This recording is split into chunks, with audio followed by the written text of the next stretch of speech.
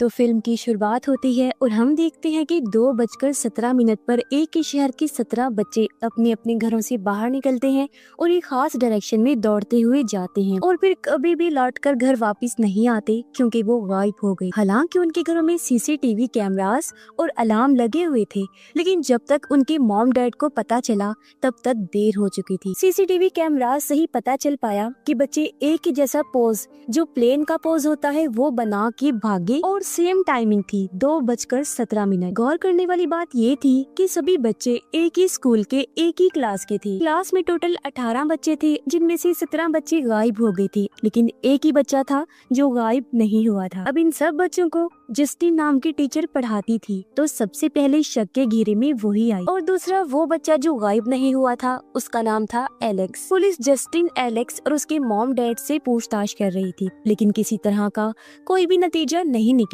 Investigation को 1 महीना बीत चुका था, लेकिन बच्चों का कुछ भी अता पता नहीं चलता। आगे बढ़ने से पहले मैं आपको बताती चलूं कि अब कहानी हर कैरेक्टर के नजरिए से दिखाई जाएगी, यानी सब लोगों की अलग अलग कहानी हम देखेंगे। सबसे पहले स्कूल टीचर जस्टिन की कहानी हम देखते हैं। जब वो रोज की तरह स्कूल गई तो वो देखकर हैरान रह जाती है कि क्लास में सिर्फ एक ही बच्चा एलेक्स था, बाकी 17 बच्चे नहीं थे। फिर जल्दी उसे पता चल गया कि वो सारे बच्चे गायब हो गए हैं। जस्टिन पर शक होने की वजह से उसे पेरेंट्स के गुस्से और इन्वेस्टिगेशन का सामना करना पड़ता है, लेकिन जस्टिन को बेकसूर पाया गया। मगर फिर भी सब पेरेंट्स उसी को जिम्मेदार समझ रहे थे। उनका कहना था कि जस्टिन एक विच, चुड़ैल है जो बच्चों पर काला जादू करके उन्हें गायब कर देती है। इन सब इल्जामात की वजह से जस्टिन बहुत डिस्टर्ब रहने लगी, इसीलिए उसने शराब पीना शुरू कर दिया था। जब तक इन्वेस्टिगेशन चल रही थी, स्कूल को भी बंद कर दिया गया, लेकिन फिर 1 महीने के बाद स्कूल को रीओपन किया गया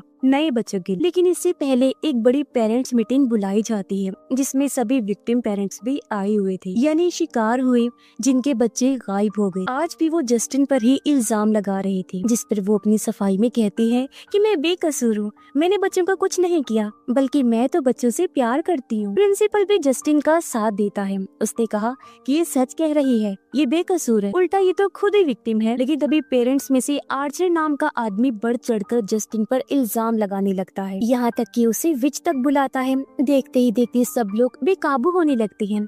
वो तो जस्टिन को मारने के लिए आ रहे थे, लेकिन प्रिंसिपल जस्टिन का बचाव करता है। सिक्योरिटी के साथ उसे वहाँ से निकाल दिया गया और उसे कहा जाता है कि वो फौरन यहाँ से अपने घर जाए और घर से बाहर ना निकले। इसके बाद जस्टिन अपनी गाड़ी में बैठी घर आ जाती। सारी चीजों से काफी दुखी थी, इसीलिए शराब पीने लगती। तभी बेल बजती है, इसीलिए उसने आवाज लगाई कि कौन है, लेकिन कोई जवाब नहीं आता। इसलिए वो जाकर सुराग से झांकती है, लेकिन बाहर कोई भी दिखाई नहीं देता। उसे बहुत अजीब लगा। उसने खिड़की से बाहर हर तरफ देखा, फिर भी कोई नहीं मिला। इसलिए वो रिलैक्स होकर जाने लगी, लेकिन अचानक दरवाजे पर जोर जोर से नॉक होना शुरू होता है। तो घबराहट में उसने बोला, कौन है?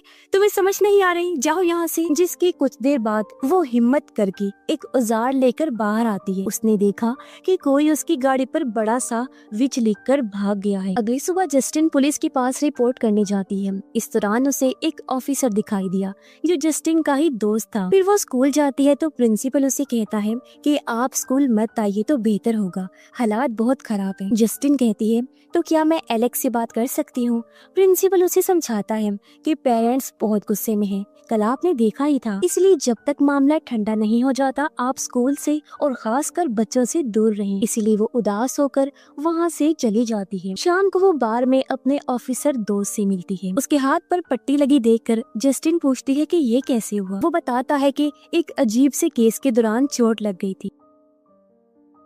जस्टिन उसे बताती है कि सब मुझे विच समझ रहे हैं और किसी ने मेरी गाड़ी पर भी विच लिख दिया है। तब ऑफिसर किसी तरह उसका मूड ठीक करता है। अगले दिन जस्टिन ऑफिसर को कहती है, मुझे लगता है कि एलेक्स को कुछ तो पता है, हमें उससे बात करनी चाहिए। लेकिन ऑफिसर उसे मना करता है कि इन्वेस्टिगेशन चल रही है ना, उन्हें अपना काम करने दो और तुम इस सब में मत पड़ो। ये कहकर वो चला जाता है, लेकिन जस्टिन नहीं मानती और स्कूल से घर जा रहे एलेक्स का पीछा करती है और उसे घर के अंदर जाते हुए देखती है। फिर वो जाकर डोर बेल बजा देती है, लेकिन दरवाजा खोलने कोई नहीं आता। वो पूछती है कि अंदर कोई है? लेकिन कोई जवाब नहीं आया, आवाज भी कोई नहीं आ रही थी, जैसे अंदर कोई हो ही ना। जबकि थोड़ी देर पहले ही एलेक्स अंदर गया था और किसी ने उसके लिए डोर भी खोला था। इसीलिए जस्टिन को तो यहाँ बड़ी गड़बड़ लग रही। उसे जानना था कि आखिर यहाँ चल क्या रहा है, मगर घर की सब खिड़कियों को पेपर से कवर किया हुआ था। फिर वो दूसरे गेट से घर की बैक साइड की तरफ जाती है, जहाँ पर किस्मत से एक विंडो से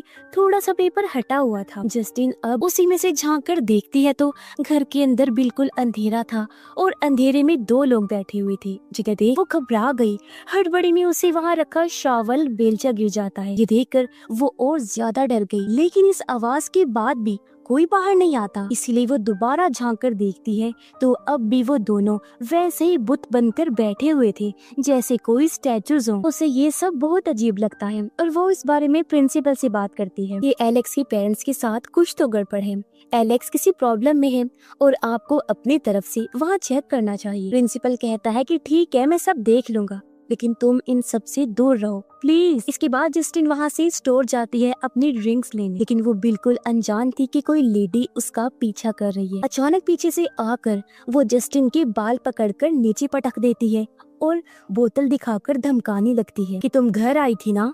जस्टिन कहती है कि मैंने कुछ नहीं किया, मुझे जाने दो। लेकिन वो लेडी बहुत गुस्से में थी और जस्टिन के मुंह पर ड्रिंक गिराने लगती है। इतने में स्टोर में काम करने वाला लड़का उस लेडी को पकड़कर वहाँ से बाहर निकाल देता है। फिर घर आकर रात को वो सो जाती है। तभी उसे सपना आया जिसमें वो खुद को अकेले स्कूल जाते हुए देखती है। क्लास में आते ही उसने देखा कि सब बच्चे गर्दन नीचे करके बैठे हुए थे। घड़ी में 2:17 हो रही और तभी एलेक्स सर ऊपर करके देखता है और अजीब सी स्माइल करता है। वो काफी डरावना किसी जोकर की तरह लग रहा था, जिससे डरकर जस्टिन की नींद टूट जाती है। फिर वो दोबारा सोने की कोशिश करती है, लेकिन लेटते ही अब ऊपर छत पर उसे कोई अनजान औरत दिखाई देती है, जिसका भी चेहरा जोकर जैसा था, जिससे डरकर वो चीख पड़ी और अब असल में वो जागती है और उसे एहसास होता है कि वो सपने के अंदर सपना देख रही। खैर अगले दिन जस्टिन फिर से एलेक्स के घर की तरफ जाती है और उससे बात करने की कोशिश करती है, लेकिन एलेक्स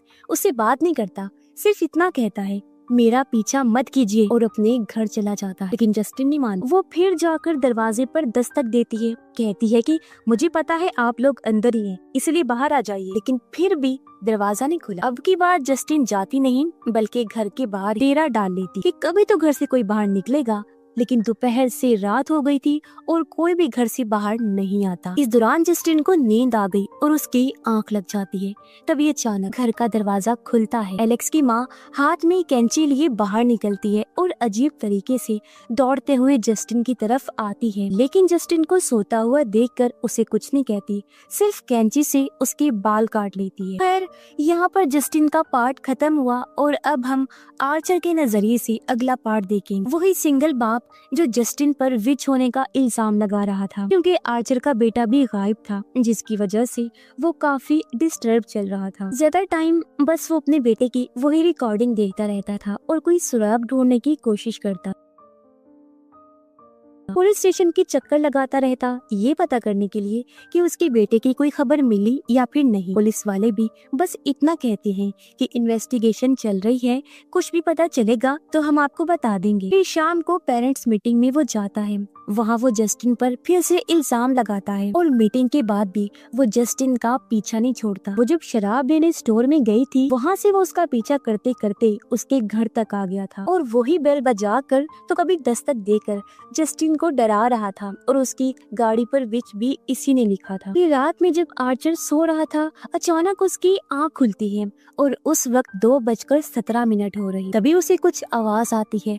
आर्चर को लगता है कि उसका बेटा है। वो घर में हर तरफ देखने लगता है, लेकिन कोई दिखाई नहीं देता। तब अचानक दरवाजा खुल गया और वो भागकर बाहर देखने जाता है तो दूर उसे उसका बेटा दिखाई देता है, जो उसी प्लेन वाले पोज में भागता हुआ एक घर में चला जाता है। आर्चर भी घर के अंदर चला गया और हर जगह बेटे को ढूंढने लगता है। इसी दौरान वो ऊपर वाले कमरे में चेक करने गया, जहाँ उसे बेड पर कोई लेटा हुआ दिखाई दिया, जो उसका बेटा ही था। आर्चर उससे पूछता है, बेटा तुम कहाँ चले गए थे? लेकिन वो कोई जवाब नहीं देता, जिससे आर्चर रोने लगा और कहता है बेटा मुझे माफ कर दो, मैं तुम्हारे पास नहीं था, तुम्हारे लिए कुछ नहीं कर पाया, मैंने तुम्हें बहुत याद किया, तुमसे बहुत प्यार करता हूँ मेरी जान। तभी उसके बेटे के चेहरे पर लाइट पड़ी जिसमें उसके बेटे की जगह वही अजीब सा जोकर था जिससे डरकर आर्चर की आँख खुल जाती है। उसे भी जस्टिन की तरह एक डरावना सपना आया था, लेकिन इस सपने से उसे कुछ तो क्लू मिल गया था। अब वो बाहर जाकर वहाँ के टावर को देखता है। उसे याद आया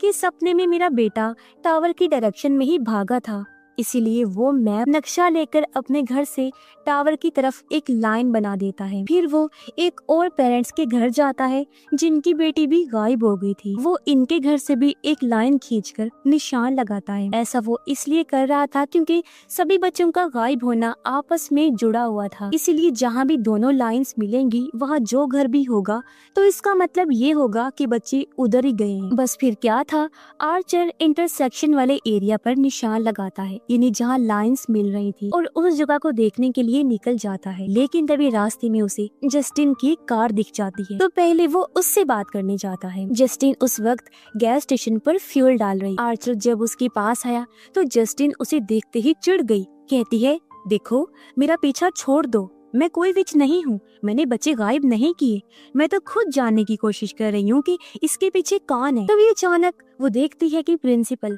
जिसका चेहरा खून से लथपथ है, वैसे ही पोज में भागता हुआ उसकी तरफ ही आ रहा है, और देखते ही देखते वो उस पर हमला कर देता है और उसका गला दबाने लगता है। तभी आर्चर उसे बचाने आया और प्रिंसिपल से लड़ता है, लेकिन प्रिंसिपल बहुत ही गुस्से में था।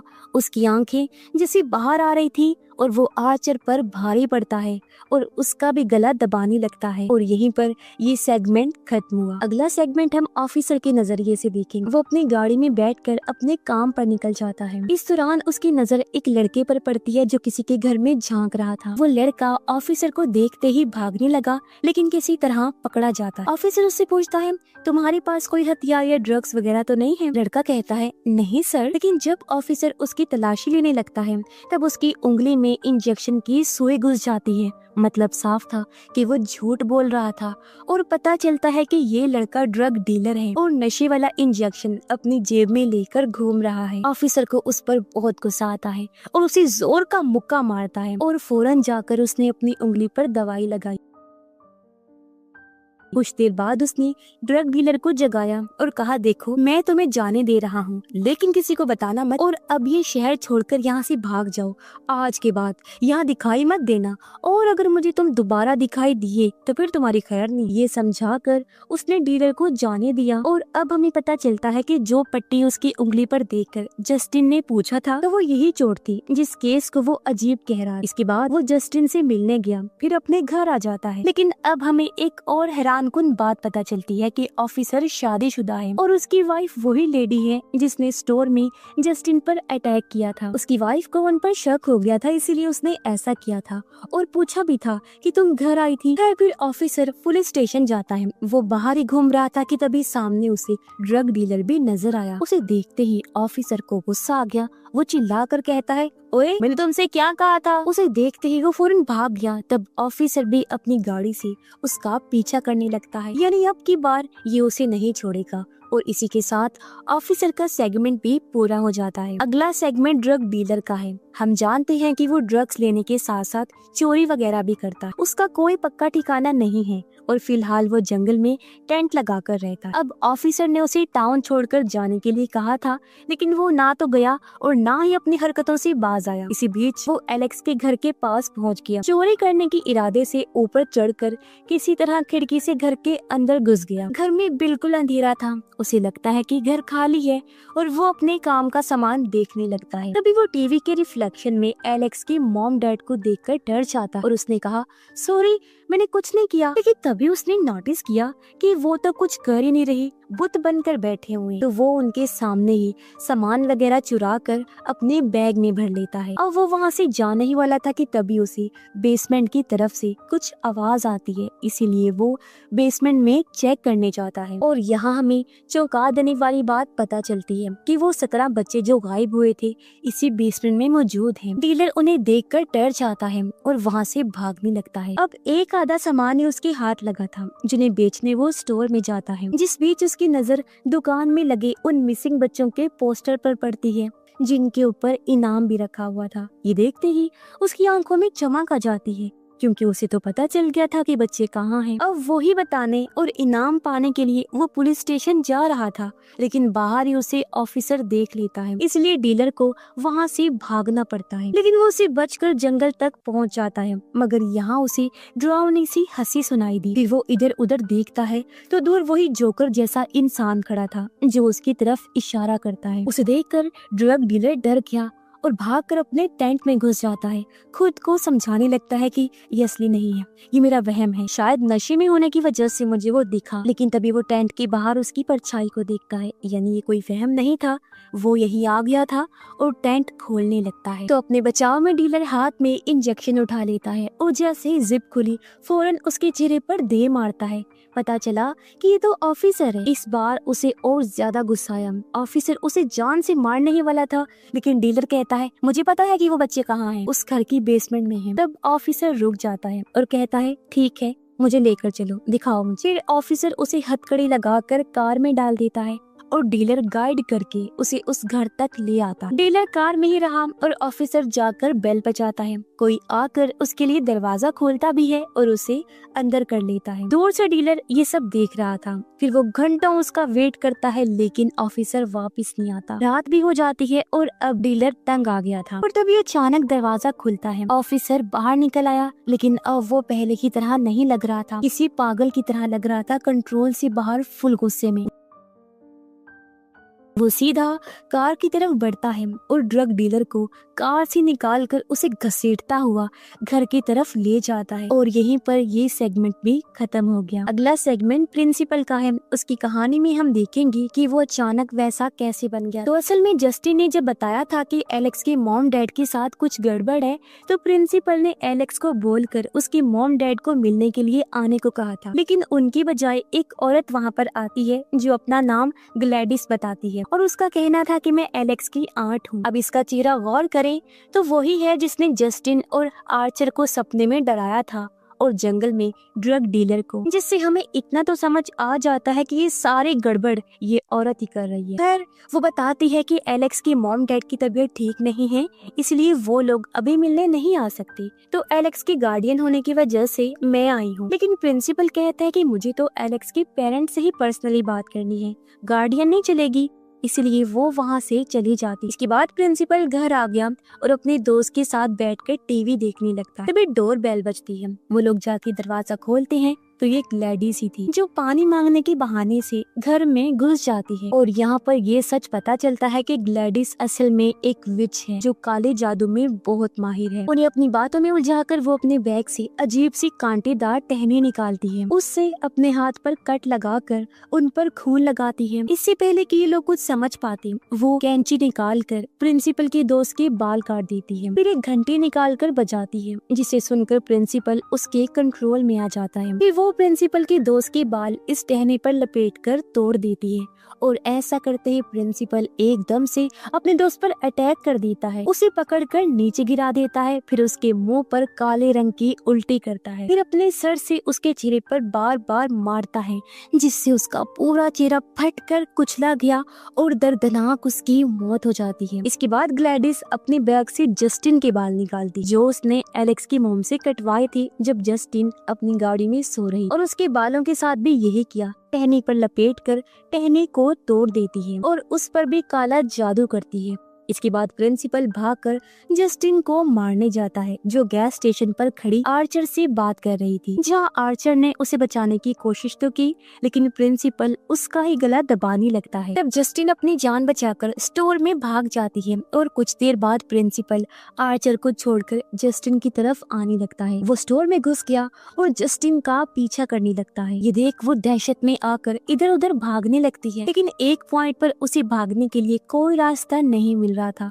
वो घबरा गई। खतरनाक तरीके से वो भागता हुआ उस तरफ आ रहा था, जो देखकर जस्टिन को लगा कि अब तो मैं गई, लेकिन तभी आर्चर बीच में आकर उसे रोक देता है। इस दौरान दोनों जख्मी हो जाते हैं। मौके का फायदा उठाकर जस्टिन सामने से ही भागने लगती है, लेकिन प्रिंसिपल, जिसकी आंखों में खून उतर आया था, फिर से जस्टिन के पीछे भागने लगता है। जस्टिन स्टोर से निकलकर भागती है और अपनी कार में बैठ जाती है, लेकिन प्रिंसिपल भी कार के पास आ गया गया था, विंडो को पीटने लगता है। फिर वो मुक्का मार कर कांच ही तोड़ देता है और जस्टिन को पकड़ने लगा, लेकिन पहले ही कार स्टार्ट हो गई थी। मगर प्रिंसिपल पे भी ऐसा काला जादू किया गया था कि वो अपने टारगेट को मार कर ही दम लेता था, इसीलिए वो मिसाइल की तरह पीछे पड़ जाता है और इसी वजह से इस मूवी का नाम वेपन्स है। इसी बीच आर्चर भी स्टोर से बाहर आ गया था और सारा कुछ वो देख रहा था, इसीलिए वो भी अपनी कार लेकर प्रिंसिपल के पीछे जाता है। और तभी एक दूसरी कार आकर प्रिंसिपल को उड़ा देती है, जिससे वहीं उसकी मौत हो गई। फिर इन सब के बाद आर्चर जस्टिन से सॉरी बोलता है, क्योंकि वो समझ गया था कि इसमें उसकी कोई गलती नहीं है,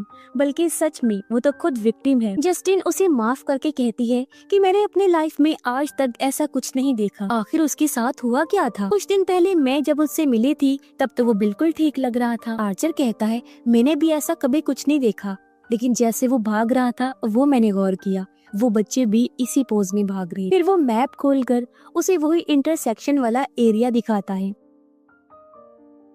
जस्टिन देखती है कि इंटरसेक्शन वाले एक पॉइंट पर जो घर था वो एलेक्स का ही घर था और यहीं पर सेगमेंट पूरा हुआ। अगला पार्ट एलेक्स का है, जहां हमें एलेक्स की कहानी शुरू से दिखाई जाएगी और अब जाकर सारे राज खुलेंगे। तो यहाँ पर हम एलेक्स को देखते हैं जो कि रोज की तरह अपने स्कूल जाता है। फिर स्कूल के बाद उसके डैड उसे लेने आए और घर ले जा रही होती हैं। उसे बताते हैं कि तुम्हारी आंट ग्लैडिस घर पर रहने आ रही है। एलेक्स कहता है कि वो क्यों आ रही हैं? मैं उनके साथ कैसे रहूंगा, मैं तो उनको जानता तक नहीं। तब उसके डैड समझाते हैं कि बेटा वो बहुत बीमार हैं और उनका हमारे सिवा कोई नहीं है, वो भी हमारी फैमिली का हिस्सा है और इस वजह से हमें उनकी मदद करनी पड़ी। इसके बाद रात में हम देखते हैं कि एलेक्स अपनी विचेस वाली किताब पढ़ रहा होता है। तभी वो नोटिस करता है कि उसके डैड आंटी ग्लैडिस को ले आए। उसने देखा कि वो काफी बूढ़ी और बीमार लग रही हैं, जो अपने साथ खास किस्म का पौधा भी लाई थी, जिसे इग्नोर करके एलेक्स सो जाता है। फिर उसके डैड स्कूल छोड़ने जाते हैं, लेकिन छुट्टी के बाद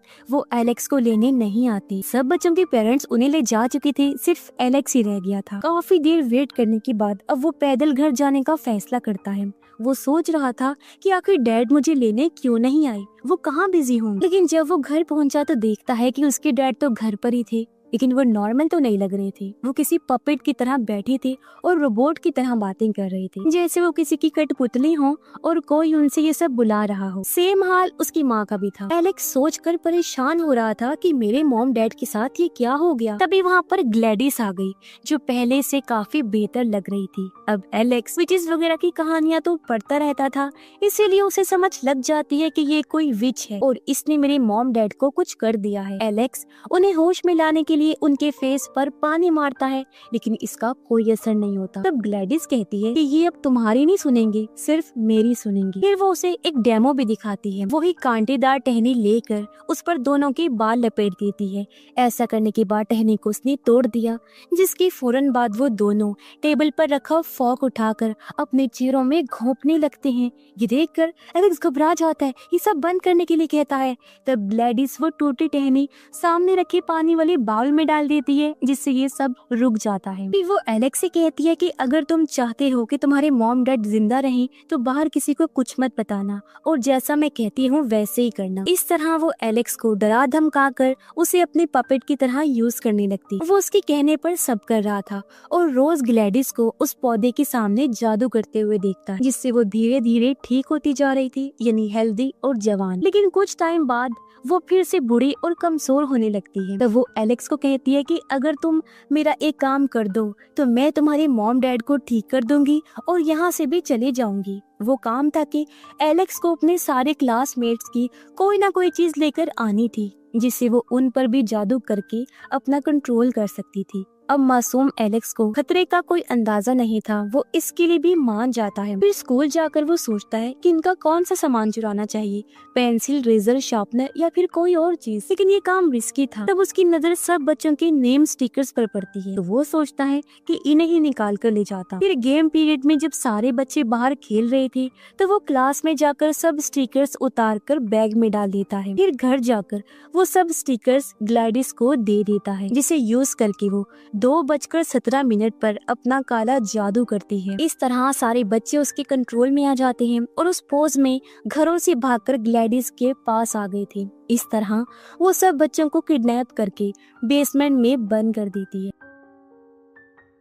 फिर अगले दिन एलेक्स अकेला ही स्कूल जाता है और धीरे धीरे बात फैल जाती है कि एक ही क्लास के 17 बच्चे गायब हो गए हैं। और जब पूछताछ हुई तो ग्लैडिस अपने हिसाब से इस मामले को संभाल लेती है। इस तरह उसने इस घर में 17 बच्चे और एक कपल को अंधेरे में बंद करके रखा हुआ। सबको खाना खिलाने का काम उसने एलेक्स को ही दे रखा था। एलेक्स सबके साथ अंधेरे में ही रहता था, टाइम पर खाना खिलाकर स्कूल चला जाता। डर की वजह से किसी को कुछ नहीं बताता। बेचारा अकेला बच्चा इतना भयानक राज दिल में दबाए हुए था, सब अकेले ही सह रहा था। तो ये थी एलेक्स की कहानी। और अब चलते हैं फिल्म के लास्ट सेगमेंट में, जहाँ ये कहानी एंड होगी और हम मजीद चीजों को समझेंगे। यहाँ प्रेजेंट टाइम में एलेक्स जब स्कूल से वापस आया तो घर के बाहर पुलिस की गाड़ी को खड़ा हुआ पाता है। घर के अंदर उसने ऑफिसर और ड्रग डीलर को देखा जो भी ग्लैडिस के वश में आकर पुतले बन के खड़े हुए। तब ग्लैडिस आकर एलेक्स से कहती है कि अपना सामान पैक करो, हम यहाँ से निकल रहे हैं, और अपना जादू करने चली जाती है।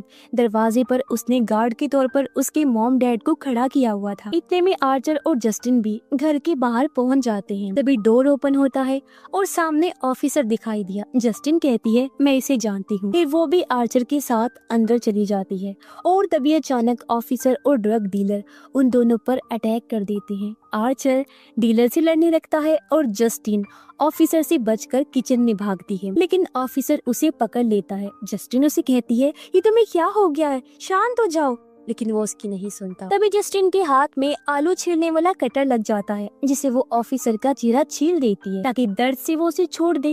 लेकिन वो ये देखकर हैरान हो जाती है कि ऑफिसर पर इसका कोई असर नहीं हुआ, जैसे उसे दर्द महसूस ही नहीं हो रहा। उसके सर पर खून सवार था, उसकी भी आंखें बाहर आ रही थी। जोर से वो जस्टिन का गला दबा रहा होता है। अपने बचाव में जस्टिन उसकी गर्दन में शूट कर देती है, लेकिन फिर भी वो नहीं मरता। तो वो उसके सर में गोली मारती है, जिससे अब जाकर वो मारा जाता है। फिर वो आर्चर के पास जाती है, जहाँ ड्रग डीलर उसे भी पकड़कर गला दबा रहा था। तब जस्टिन उसे भी शूट करके खत्म कर देती है। आर्चर बेसमेंट में चला जाता है, जहाँ वो बच्चों में से अपने बेटे को ढूंढने लगा। उसे वहाँ अपना बच्चा तो नहीं मिला, लेकिन ग्लैडिस मिल जाती है, जो उसका लॉकेट छीनकर जादू करती है और उसे भी अपने वश में कर लेती है। इसीलिए वो ऊपर जाकर जस्टिन को पकड़ लेता है। लेकिन तभी कहानी में ट्विस्ट आता है। एलेक्स भागते भागते ग्लैडिस के रूम तक पहुँच गया। यहाँ पर उसके काले जादू वाले टहनी और विग पड़ी। अब जो चीज एलेक्स ने ग्लैडिस से सीखी थी वो करता है। वो टहनी पर ग्लैडिस की बाल लपेट कर टहने को तोड़ देता है। अब इससे होता ये है कि ग्लैडिस का काला जादू उस पर ही चल जाता है। सारे बच्चे अचानक से उसकी जान के दुश्मन बन जाते हैं और उसकी तरफ दौड़ते हैं। ग्लैडिस जान बचाने के लिए इधर उधर भागती है, लेकिन बच्चे उसे पकड़ लेते हैं और एक साथ ही उस पर झपट पड़े, पूरी दरिंदगी दिखाते हुए उसकी आंखें नोच लेते हैं। फिर वो बच्चे पहले उसका जबड़ा, फिर उसकी पूरी बॉडी ही पूरी तरह से चीर फाड़ करके रख देते हैं। उसके मरने के बाद आर्चर ठीक हो जाता है और वो जस्टिन को छोड़ देता है। फिर वो बाहर आया, जहाँ सब बच्चे ग्लैडिस की लाश को घेर कर खड़े, जिनमें आर्चर को फाइनली अपना बेटा भी मिल जाता। जस्टिन एलेक्स को देखने गई, जो अपने मॉम डैड के गले लगा हुआ था, लेकिन इन सब के बाद भी कोई पहले की तरह नॉर्मल नहीं हो पाता। वो सब इसी लाइफ स्टेट में रहते हैं। ऐसे ही इस हादसे को 2 साल गुजर गए, जहाँ कुछ बच्चे तो ठीक हो रहे थे, लेकिन बाकी सब वैसे ही रहते हैं। अब ऐसा क्यों हुआ था कि वो बच्चे और आर्चर ठीक हो गए थे, बाकी नहीं? तो इसकी वजह मैं आपको बताती हूँ। अब जैसा कि हम जानते हैं कि ग्लैडिस बूढ़ी और कमजोर थी, वो हेल्दी और जवान रहना चाहती। अब वो काला जादू करने वाली विच भी, जिसके जरिए उसने इन सबको अपने कंट्रोल में किया और उनकी लाइफ फोर्स से अपनी जिंदगी को बढ़ा दिया, जिससे वो ठीक होने लगी। और इस तरह उसने कपल और 17 बच्चों को अपने लिए यूज किया। एलेक्स के मॉम डैड इसलिए किसी जिंदा लाश की तरह हो गए और पहले की तरह नॉर्मल नहीं हुए, क्योंकि उनमें अब कोई लाइफ फोर्स बची ही नहीं। कुछ बच्चे इसलिए रिकवर हो रहे थे क्योंकि तब तक ग्लैडिस उनकी लाइफ फोर्स पूरी तरह से नहीं ले पाई थी। आर्चर भी इसीलिए ठीक हुआ था क्योंकि उसे वश में आई ज्यादा टाइम नहीं हुआ था। और इस तरह वो सब बेचारे हमेशा इसी स्टेट में रहने वाले, किसी स्टैचू या फिर कहें कि जिंदा लाश की तरह। और इसी के साथ ये कहानी इधर ही खत्म हो जाती है।